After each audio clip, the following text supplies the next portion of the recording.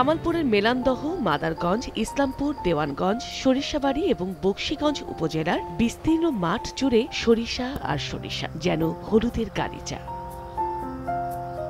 দেশি জাতের টরি ৭, বাড়ি ১৪, বাড়ি ১৭, বাড়ি ১৮ এবং বিনা ১১ জাতের সরিষার আবাদ করা হয়েছে। চাষিরা বলছেন, গত বছরের তুলনায় এবছর আবহাওয়া অনুকূলে থাকায় সরিষার ফলন ভালো হয়েছে।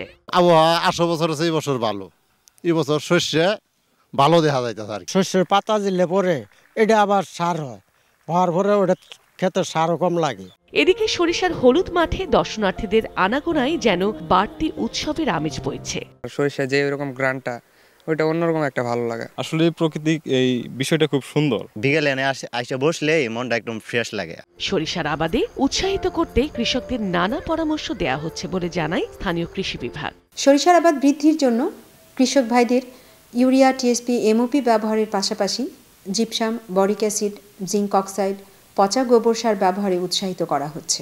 চলতি মৌসুমে ৪১,৫৫০ হেক্টর জমিতে সরিষা আবাদ হয়েছে। সময় সংবাদ, জামালপুর।